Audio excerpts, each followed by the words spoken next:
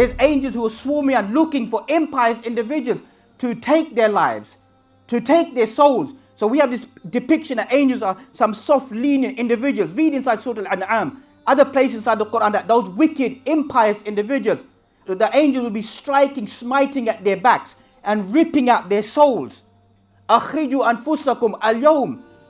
Come out today on this day. You're going to be rewarded for the actions you carried out on the face of this earth. And that's the Prophet ﷺ, he described this hadith al-Bara ibn Azib. Read this long hadith speaking about the journey of the soul, the journey of death. What will happen to every single one of us when he leaves this dunya?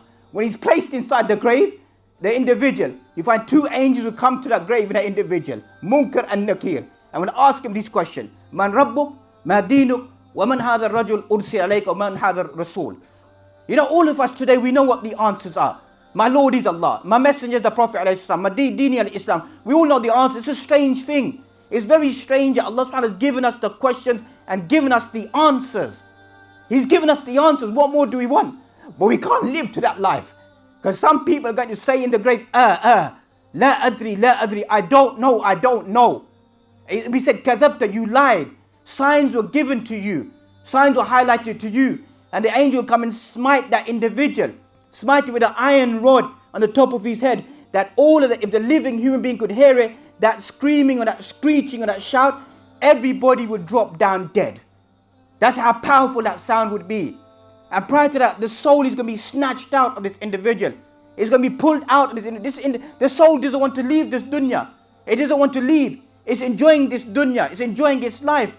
It hides within the body. And that's you find it'll be pulled out like a hot fork is placed inside wool. How you find a hot fork begin to stick to wool. So it'll be screeched and pulled out of this individual. And then this individual brought forth. He won't be lifted to the heavens. He won't be allowed to enter into heavens. Heaven will never open for individuals who committed shirk with Allah subhanahu wa ta'ala. His record will be placed inside Sijjin and been thrown down upon this earth. And inside the realms of that darkness of the grave, you'll find all these elements will come to begin to take place in that darkness of these questions being asked to this individual and the grave constricting for this individual. Please like, share and subscribe to the Digital Member YouTube channel and hit the notification bell. Please also like, share and subscribe to our Facebook and Twitter. Links in the description of this video.